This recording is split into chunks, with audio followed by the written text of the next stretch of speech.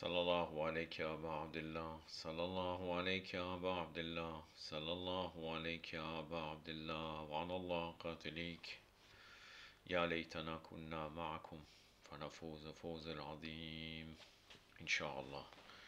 أعوذ بالله السميع العليم من الشيطان الرجيم. بسم الله الرحمن الرحيم. الحمد لله رب العالمين وبه نستعين وصلى الله على محمد وآله الطاهرين وعلى الله عليهم أجمعين من الآن إلى قيام يوم الدين آمين رب العالمين. Une vidéo de vérification historique concernant le retour des captifs alayhi salam à Karbala le 40e jour de l'an 61 de l'Hégire. Donc 40 jours après le martyre de l'imam Hussein, la même année, les captifs seraient revenus à Karbala, d'après énormément de gens qui pensent cela. Maintenant, est-ce que c'est la vérité concernant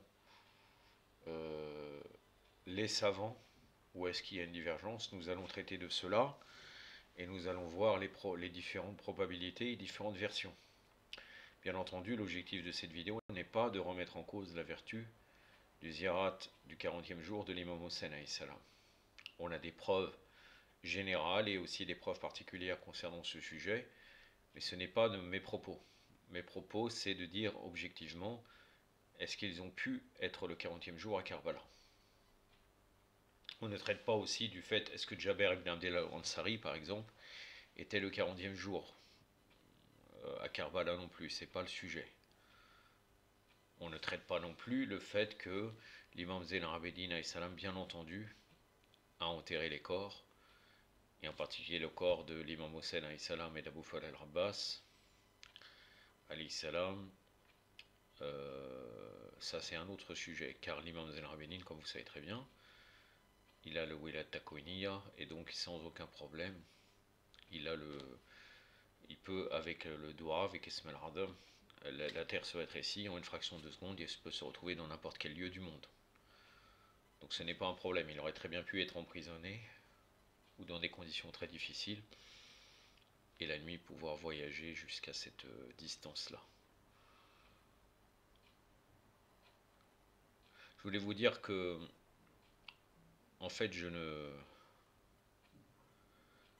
n'invente rien, et dans ces sujets-là, on a le droit d'avoir une position si on la base sur des recherches, et sur le fait aussi, je ne suis pas marginal. C'est-à-dire que ma position que je vais avoir, qui est entre les deux en vérité, les positions les plus extrêmes sur ce sujet-là, enfin extrême, c'est-à-dire ce n'est pas extrême, mais le fait de dire que le 40e jour, l'an 61, ou bien de nier totalement le fait qu'ils sont revenus à Karbala. Et c'est des savants dans les deux côtés, c'est des savants honorables qui ont dit cela. Il y a plusieurs versions, et le simple croyant, où est le problème s'il examine les arguments, il prend position par rapport à cela, en se basant, non pas tout seul, mais même tout seul si vraiment il pousserait loin l'étude, mais ça des fois c'est très difficile, mais si je suis un savant sur ce sujet-là, c'est pas un problème. Il n'est pas obligé de suivre forcément ce qui est dit par tout le monde. Pour ce sujet, je me suis basé sur le livre de Arba'in, la marche, que j'avais déjà présenté en conseil de lecture, de Mohamed Aili, qui est un disciple de Cheikh Mohamed Sanad, Hafidallah, et les vidéos de Cheikh Murtaza Raja Hossein, que je vous invite à regarder dans son entièreté. Il y a 4 vidéos sur le sujet et l'étude de Arba'in. Dedans, d'ailleurs, il donne les preuves de la véracité des rites de Arba'in, et en particulier le ziyarat de Arba'in de l'imam Hussein alayhi salam. Et entre autres, on a bien sûr le hadith de l'imam Hassan Askari alayhi salam qui parle des 5 signes des croyants, et dedans il est inclus la visite de Arba'in. Donc en particulier dans les vidéos de Cheikh Murtaza Raja Hossein, je mettrai le lien en dessous de la vidéo, c'est la partie numéro 2 et la partie numéro 3 qui touchent au sujet nommément de ce que je vais en train de vous dire. Et en plus c'est très important, car à un moment donné je cite certains savants dans cette étude, et vous allez retrouver les paroles nommément de ces savants-là. en particulier par exemple Alam al-Majlisi ou bien Shir Abbas al-Qummi et quelques autres. En particulier avant de parler nommément exactement de l'hypothèse est-ce qu'ils sont revenus ou pas, il faut traiter bien sûr du parcours des Ahlul Bayt alayhim salam après Ashura. Combien de temps sont-ils restés, les différentes étapes, etc. La première étape qu'on connaît, donc c'est l'étape à Karbala, le 10 Muharram, mais le départ des prisonniers et des captifs, alayhim salam, des captifs, a eu lieu le 11 Muharram. Après, il y a eu le trajet de Karbala à Koufa. Si vous cherchez d'après Google Earth, vous allez trouver que ça fait à peu près 70 km. Et ceux-là, ils sont arrivés, ça fait l'objet d'aucun doute, à Koufa le 12 Muharram. Donc bien entendu de l'an 61. Maintenant, le séjour à Koufa. Il y a plusieurs hypothèses. La première hypothèse, ça serait qu'il serait resté du 12 au 15 Muharram. Entre-temps, Ubaydullah ibn Ziyad, il a envoyé une lettre à Yazid, et pourquoi le 15 Muharram? On pourrait se dire, vu la distance, parce qu'il faut bien le prendre en compte que ça serait Koufa jusqu'à la Syrie, Damas. Donc en fait, ceux qui pensent qu'ils sont revenus, qu'on est revenu le 15 Muharram, qu'ils ont quitté le 15 Muharram, Koufa, pardon, c'est ceux qui le disent que le moyen de transport utilisé pour pouvoir envoyer cette lettre, parce qu'il faut attendre la réponse de Yazid, en fait la lettre porte sur le fait de, voilà, j'ai obéi à ton ordre, j'ai assassiné l'imam Hossein et salam, et maintenant j'ai des captifs, et Hachemiyat, qu'est-ce que je dois faire? C'est ça globalement ce qui est demandé dans la lettre. Il faut bien sûr, avant que Ubaydullah ibn Ziyad décide de les faire quitter Koufa, qui est la réponse de Yazid. Donc là, certaines personnes ont parlé de pigeons voyageurs. Donc là, la distance peut être respectée. Entre le 12 et le 15 Muharram, il peut avoir la réponse de Yazid. Maintenant, il y a des gens qui disent qu'ils ont réfuté cela. Ils disent qu'il est connu historiquement que les pigeons voyageurs, ça n'a pas été avant le 6e siècle de l'Hégire, l'utilisation par les musulmans. La deuxième hypothèse, ça serait qu'il serait resté à Koufa du 12 au 25 Muharram.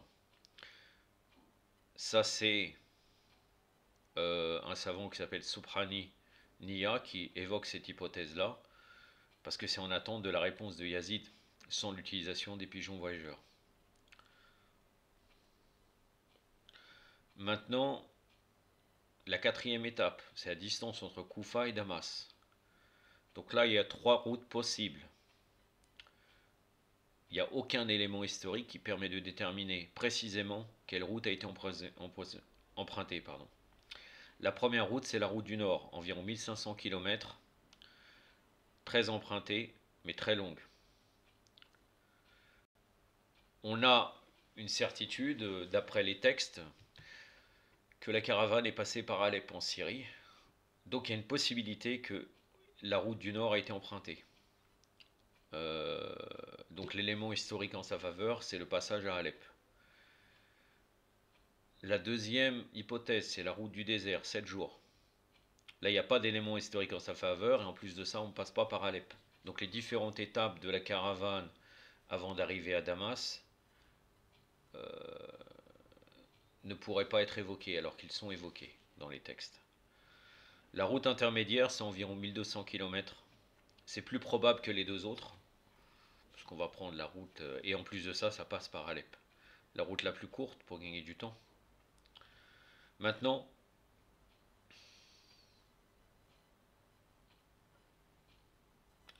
il y a le temps du trajet Koufa-Damas. La première hypothèse, ça serait 7 à 8 jours. Pourquoi? Parce qu'on a des textes historiques qui parleraient de l'arrivée de la tête de l'imam Hossein à Damas. Le premier Safar.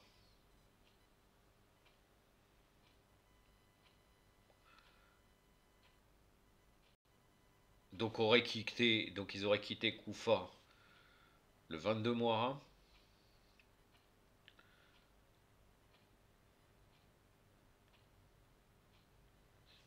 Mais la route, donc là, s'ils auraient quitté Koufa, la route de Moram, ils auraient emprunté la route du désert. Et là, on tombe encore sur la problématique du fait qu'ils ne sont pas passés par Alep. La deuxième hypothèse, ça serait 15 jours minimum. Donc ce que vous vous montrez en plus de cela, c'est que ça reste compliqué. Ça reste une étude à faire. Au lieu d'avoir des positions à l'emporte-pièce et des certaines certitudes, c'est beaucoup plus compliqué qu'on le pense.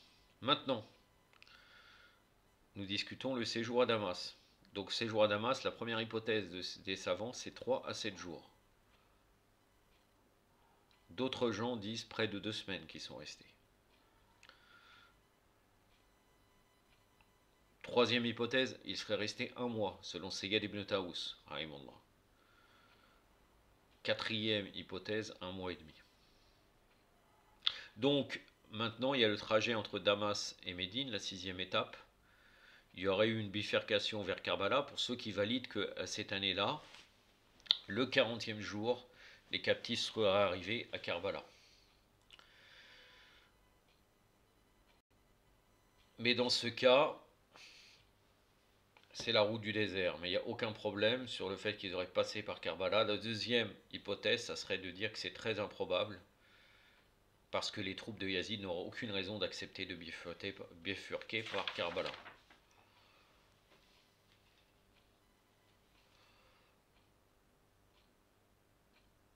Maintenant, nous allons examiner les différentes opinions des savants concernant le passage par Karbala. Donc, la première hypothèse, la première opinion, c'est que le fait que les Ahlul Bayt ne sont pas revenus à Karbala. Jamais. Hein. C'est-à-dire que même l'année d'après, ils ne sont pas revenus à Karbala. Donc là, c'est Shir al-Mufid qui dit qu'ils sont retournés à Médine le 20 Safar. Mais Shir al-Mufid ne dit pas qu'ils n'ont pas pu revenir à Karbala une autre année, mais en tout cas, dans cette année-là, ils ne sont pas revenus. Mohamed Baqir al-Majlisi nie totalement le fait qu'ils sont revenus à Karbala. Vous allez retrouver le texte dans la vidéo de Shir Murtaza Raja Hossein avec la référence et la phrase exacte de Mohamed Baqir al-Majlisi.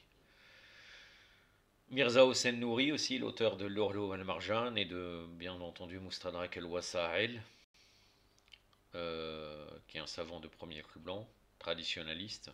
Mirza Hossein Nouri, lui, il dit qu'ils ne sont pas revenus à Karbala, et vous trouverez la phrase dans le livre. Abul Hassan al-Sharani, qui dit la même chose. Shir Abbas al-Qawmi aussi, il nie totalement le fait qu'ils sont revenus à Karbala de n'importe quelle année. Vous allez retrouver aussi la phrase dans l'exposé de Shir Murtaza Raja Hossein. Et Shir Murtada al-Mutahari aussi dit la même chose. Là aussi, vous trouverez la phrase. La deuxième hypothèse, la deuxième opinion, pardon. Ils ne sont pas revenus à Karbala pour le 40e jour, éventuellement un retour plus tard. Ça, c'est Sayyid ibn Taous qui le dit, rahimallah.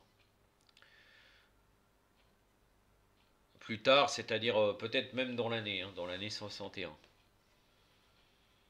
Troisième hypothèse, ils sont revenus à Karbala l'année suivante, le 40e jour, en l'an 62. Ça, c'est un savant qui n'est pas connu, qui s'appelle Farhat Mirza Muhtamad Dola. Et là, je vais un peu plus développer. Le quatrième opinion, c'est qu'ils sont revenus à Karbala le 40e jour de l'an 61, la même année du martyr. Ça, c'est Shir al-Baha'i, vous retrouverez la phrase au corps dans l'exposé de Shir Murtaza Raja Hossein. Sayyid Muhammad Ali Qadi Tabatabai, aussi la même chose, vous retrouverez ces phrases-là. Mirza Muhammad Ishraqi, Sayyid Muhammad Sadek Sadr, et on va y trouver, et je vais vous développer sur d'autres savants, mais je vais vous donner les arguments de Sayyid Muhammad Sadek Sadr, comment ont-ils fait pour éventuellement revenir. Je vais m'évertuer, moi personnellement, je n'adopte pas cette opinion-là, le fait qu'ils sont revenus l'an 61, et je vais vous donner une petite réfutation qui n'est peut-être pas très, très lourde et pesante. En tout cas, à l'étude des différentes distances, on peut voir que c'est pratiquement impossible qu'ils soient revenus, en n'ayant pas emprunté la route du désert. Et je vois même que l'argument, le fait de dire que la caravane de l'imam Hossein elle aurait bifurqué par Karbala, il n'y a aucune raison que les troupes de Yazid aurait facilité cela, pour qu'ils puissent, n'oubliez pas qu'ils sont emprisonnés. Donc, maintenant, je vais vous donner aussi différents savants qui ont la même opinion, le fait qu'ils sont revenus l'année d'après. Mais avant, l'opinion de que dit Seyed Mohammed Sadek Sadr sur cela. C'est dans son livre El Arba'in ou Falsafato Mashahi Hayla El-Imam Al-Hussein, page 46 à 49. Que dit-il? Donc il justifie son point de vue en citant la règle jurisprudentielle concernant le fait de raccourcir sa prière durant le voyage. Les relamas ont montré que les prières deviennent plus courtes après approximativement 43 km de la limite de la ville de résidence. Ça, c'est quand un chameau chargé, il peut couvrir en une journée cette distance. Du lever jusqu'au coucher du soleil.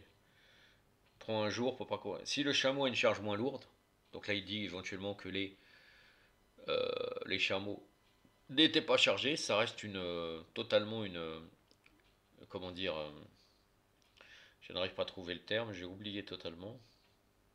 Ça reste une conjecture, il n'y a aucune preuve de cela, pour moi. Donc si le chameau a une charge moins lourde ou s'il transporte un humain, l'on considère qu'il parcourra une distance supérieure à celle-ci, en particulier s'il voyage de nuit. Personnellement, et je vais continuer à lire son opinion, mais je ne trouve pas que c'est des arguments vraiment solides. Aussi, si nous supposons que le chameau parcourt 100 km par jour, 100 km, alors que quand il est chargé, il ferait 43 km. C'est-à-dire, au moment, il faudrait qu'il ne s'arrête pas du tout, en fait. La caravane des captifs aurait couvert cette distance au bout de 20 jours, tout en sachant que là, ça voudrait dire quoi? Ça voudrait dire que le chameau s'arrête, il n'y a jamais de pause, il n'y a jamais d'arrêt, il n'y a jamais d'arrêt de gens qui se reposent, même en admettant qu'ils voudraient faire s'ouvrir les captifs, il reste quand même que les soldats doivent se reposer au bout d'un moment. Ils doivent faire une pause.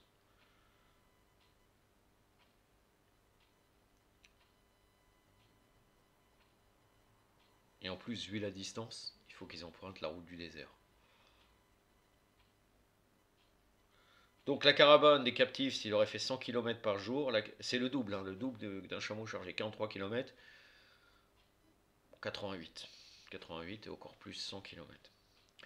Au bout de 20 jours, si le chameau parcourt 100 km par jour, la caravane des captifs aurait couvert cette distance au bout de 20 jours.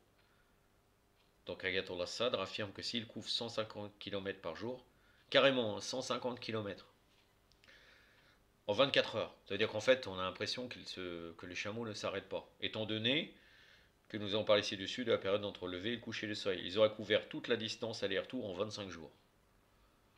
Avec un séjour de 15 jours à Koufa et Cham, selon lui, il n'y a aucune preuve qui montre qu'ils sont restés plus de 15 jours dans les deux villes. Bon, là, aucune preuve. Je vais regarder un petit peu là. Combien de temps serait-il resté? Bon, plus de 15 jours, l'opinion, donc, elle existe, près de 2 semaines. Mais aussi, c'est Ibn Taouz qui dit un mois, et d'autres personnes, un mois et demi. On affirme que les captifs ne pouvaient pas s'arrêter longtemps durant le voyage vers Damas, et que les hommes de Yazid les pressaient continuellement. Ceci était dû à la crainte des représailles et des soulèvements de la part des gens qu'ils rencontraient. De plus, le retour de Cham à Karbala a probablement duré moins de temps, étant donné qu'ils ne sont pas arrêtés à beaucoup d'endroits. Ceci était dû au fait que les captifs étaient pressés de retourner à la maison et de rendre visite au tombe sacré de Karbala. Les captifs étaient pressés de rentrer à la maison, mais est-ce que les troupes de Yazid auraient accepté qu'ils passent par Karbala? J'ai quand même quelque chose à vous dire qui n'est peut-être pas vraiment un argument. La Voix de l'éloquence, la nouvelle version que je vous invite à vous procurer aux éditions du Savoir, elle est complète. Là, Nejal Balara traduit complètement. Et je voudrais vous attirer l'attention sur une instruction de l'imam Ali alayhi salam qu'il rédigeait à l'attention de ceux qu'il nommait pour la collecte des aumônes. Là, il parle des chameaux sur lesquels il doit ramener pour que après l'imam puisse les utiliser, c'est-à-dire les chameaux qui sont concernés par la zaquette. Donc que le propriétaire a payé à la zaquette. Que dit-il, l'imam? Et on peut dire en vérité, c'est connu, le droit des animaux est connu. C'est-à-dire que même un cheval, un chameau ou autre, il ne faut pas trop le charger. il faut lui donner des pauses, il faut lui donner de l'eau, etc. Regardez ce que dit l'imam Ali alayhi salam. Lorsque cet administrateur prendra le relais, dis-lui de ne pas séparer la chamelle de son petit et de ne pas traire tout son lait car cela affectera son petit, et de ne pas l'utiliser pour y monter dessus. Dans cette affaire, il doit se comporter de manière juste entre elle et tous ses compagnons. Il doit permettre au chameau de se reposer.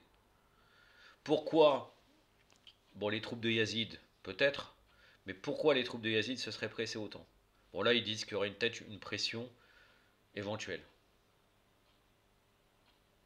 Mais quoi qu'il arrive, les gens ont besoin de se reposer. Est-ce que forcément ils oppriment aussi les chameaux? Ils oppriment les Bani Hachem, ils oppriment l'Arnatullah alayhum, ala Muhammad wa Ali Muhammad. Mais est-ce que forcément les chameaux ils les oppriment? C'est une question à poser. Quand vous voyez qu'à chaque fois qu'ils égorgeaient un animal, ils donnaient de l'eau, et il est connu, quand l'imam Zerabeni était à Koufa, il lui a dit comment? Il a dit qu'est-ce que tu fais? Il a dit à quelqu'un qu'elle égorgeait un mouton, si je ne me trompe pas. Il lui dit je donne l'eau. Il a dit c'est comme ça la sunna du prophète sallallahu alayhi wa alayhi. Et là l'imam Zalarbeni il a fait Aza. Il a commencé à pleurer. Il a dit regardez, vous avez laissé assoiffé pendant 3 jours les ma famille et là vous donnez de l'eau. Alors que vous avez refusé même une goutte d'eau, même pour un bébé. La hawla la wala quwwata illa billah. Donc est-ce que forcément les chameaux ils les font courir sans les faire reposer? Donc je continue, Imam Ali, qu'est-ce qu'il dit? Doit permettre aux chameaux de se reposer et conduire tranquillement ceux qui sont fatigués et qui boitent. Lorsqu'ils passent près d'une source d'eau, qu'il arrête les chameaux à cet endroit pour qu'ils puissent s'abreuver et qu'ils ne le retirent pas d'une terre pleine de végétation pour les emmener sur des chemins arides. Il doit leur permettre de se reposer de temps en temps et leur donner du temps là où il y a de l'eau et de l'herbe. De cette façon, lorsqu'ils nous parviennent avec la permission d'Allah, ils seront gros et gras et ils ne seront ni fatigués ni exténués. Vous n'êtes pas obligé d'accepter cet argument. D'ailleurs, en réalité, sur cette étude, vous pouvez avoir l'opinion que vous voulez. L'essentiel que ça soit basé sur quelque chose. Il n'y a pas de problème. De toute façon, moi, je ne suis pas dans le fait de penser qu'ils sont revenus l'an 61. Je ne dis pas qu'ils ne sont pas revenus à Karbala, mais est-ce qu'ils sont revenus plus tard, la même année, comme disait de mémoire Sayyid ibn Taous? Je pense que c'est Sayyid ibn Taous qui disait ça. Oui, Sayyid ibn Taous, rahimullah. Ou bien s'ils sont venus l'année suivante, ça c'est un autre sujet. Je suis entre les deux opinions, ces opinions-là, pour mon opinion. Maintenant, quels ont été les autres érudits qui ont présenté l'opinion selon laquelle Arba'in donc, correspondait à 40 jours après Ashura, le 40e jour, donc là qu'ils sont venus, la caravane est venue le 40e jour. Il y a Sayyid Morsen El Amin dans son livre Ayan al-Shia, parle des Bédouins de Soleib comme argument, habitant à l'extérieur de Damas, arrivant en Irak de leur résidence en 8 jours. Des Bédouins, donc on considère peut-être qu'ils sont passés par la route du désert.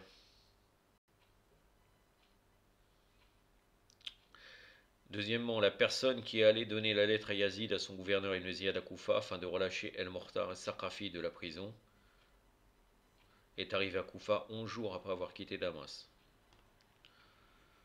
Muawiyah décéda le 15 Rajab de l'an 60 après l'Hégire, et les nouvelles atteignirent Médina au bout de 10 jours, étant donné qu'Imam Hossein qui est un Médien 28 Rajab, c'est-à-dire 13 jours après le décès de Muawiyah.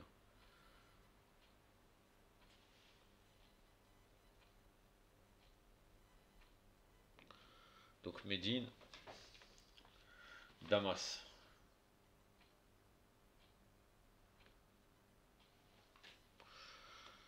Un des érudits musulmans très célèbres et reconnu durant la période médiévale, Abu Rayyan al-Biruni avait de grandes connaissances en physique, mathématiques, géographie et astronomie, entre d'autres domaines scientifiques. Dans son livre El-Asar el-Barqiya, il affirme que des captifs quittèrent Koufa vers Damas le 15 ou le 20 Muharram, prenant 10 ou 15 jours pour atteindre Cham. Selon cet érudit, il n'est pas improbable qu'ils aient pris le même temps pour le voyage de retour vers Karbala.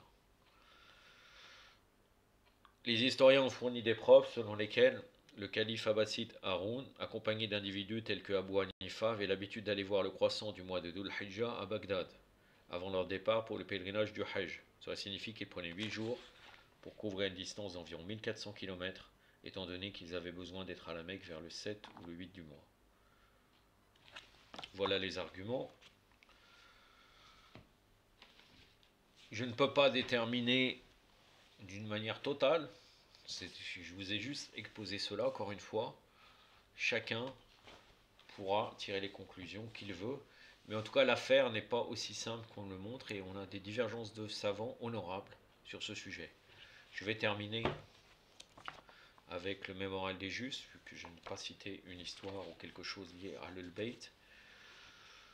Une histoire qui est quand même légèrement problématique dans sa conclusion, mais je vous la cite, c'est le tome 2, la page 126. Je ferai quelques remarques, Inch'Allah, s'il y a quelque chose à dire. Un conseil du maître. Après être monté sur le trône en l'an 41 de l'Hégire, Muawiyah ibn Abi Sufyan décida de faire d'Ali alayhi salam, par l'âme de la propagande et la création de devises hostiles, l'homme le plus méprisable du monde de l'islam. Il mit en œuvre à cet effet divers moyens de propagande.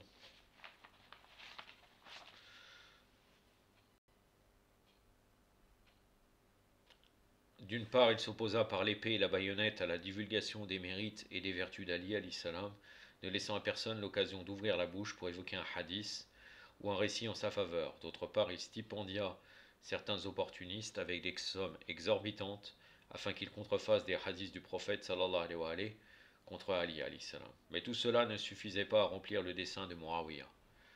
Je dois faire en sorte, avait-il dit, que les enfants grandissent dans la rancœur à l'égard d'Ali alayhi salam et que les vieillards meurent dans l'animosité envers lui. La dernière idée qui lui vint à l'esprit fut de faire de l'injure et de la malédiction de l'imam une devise populaire et religieuse dans tout le vaste territoire islamique. Aussi donna-t-il l'ordre d'inclure au sermon de la prière du vendredi prononcé du haut des tribunes l'anathème contre Ali alayhi salam. Ceci fut mis en pratique et après Muawiyah, les autres califes omeyyades poursuivirent cette idée afin d'humilier à l'extrême les descendants de l'imam et d'extirper à jamais de leur cœur l'espoir du califat islamique. Les générations qui naquirent dès lors s'accoutumèrent à cette devise, la répétant machinalement, et ceci avait tant influé sur l'esprit des pauvres gens qu'un jour un homme intercepta Hajjaj en se plaignant de la sorte. Ma famille m'a banni et m'a donné le nom d'Ali. Je te demande de m'aider et de changer mon nom. Hajjaj changea son nom et lui dit, vu que tu as choisi un bon moyen, l'élaboration à l'égard d'Ali pour demander de l'aide, je te confie tel poste, va et charge-t'en. Propagande et slogans avaient fait leur effet, mais qui savait qu'un petit incident allait réduire à néant ces effets de propagande sur lesquels les usurpateurs œuvraient depuis un demi-siècle et dévoilaient la vérité dessous ces épais voiles. Un jour, Omar ibn Abdelaziz, qui appartenait lui-même aux Omeyyades, et qui était alors un enfant, était en train de jouer avec les autres enfants de son âge.